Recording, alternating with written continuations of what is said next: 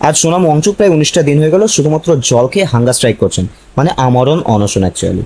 আর সেটার কারণ কি না, আমাদের দেশের শিক্ষা ব্যবস্থা ঠিক নেই, যেখানে কাটমানি খাওয়া, পেপার লিক এসব লেগে রয়েছে, সেটাকে চেঞ্জ করতে হবে। কিন্তু এখানে সব থেকে লজ্জার বিষয় কি জানেন, যে যাদের জন্য এই লড়াইটা তিনি লড়ছেন তাদের ভয়েসটা এখানে খুব কম, মানে তাদের সহযোগিতা প্রায় নেই বলে চলে। যারা সিস্টেমকে দোষ দেয়, এই সিস্টেমকে চেঞ্জ করার কথা, এই দুর্নীতিমূলক যে শিক্ষা ব্যবস্থা সেটা কিন্তু চেঞ্জ করার দায়িত্ব আমাদের মতো ইউথ সমাজের। সেখানে সোনাম ওয়াংচুক নিজের দায়িত্বে হাঙ্গার স্ট্রাইক করছেন, আর উল্টে তিনি আবার আমাদের ডাকছেন যাতে আমরা গিয়ে সেখানে সহযোগিতা করি। কিন্তু আমরা যারা চাই অ্যাকচুয়ালি সিস্টেমটা চেঞ্জ হোক, তারা সেখানে অ্যাকচুয়ালি অংশগ্রহণ করছে না। এই ভিডিওটা দেখলে বুঝতে পারবেন যে যিনি আমাদের জন্য লড়ছেন তার পাশে আমাদের সংখ্যাটা সব থেকে কম। ये भारत की जनता की विफलता है कि वो इस आवाज़ को एम्पलीफाई नहीं कर पा रहे हैं।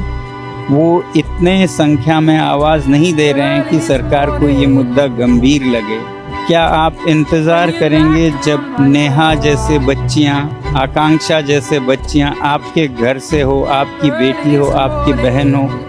তো আমাদের পুরো স্টুডেন্ট সোসাইটির উচিত এই মানুষটার ভয়েসকে আরো জোর দেওয়া, যাতে আমাদের পুরো সিস্টেমটা চেঞ্জ হয়, যাতে আমরা বাঁচি, আমাদের পরের জেনারেশন যেটার আমরা ভুক্তভোগী সেটা যেন আমাদের পরের জেনারেশন না হয়।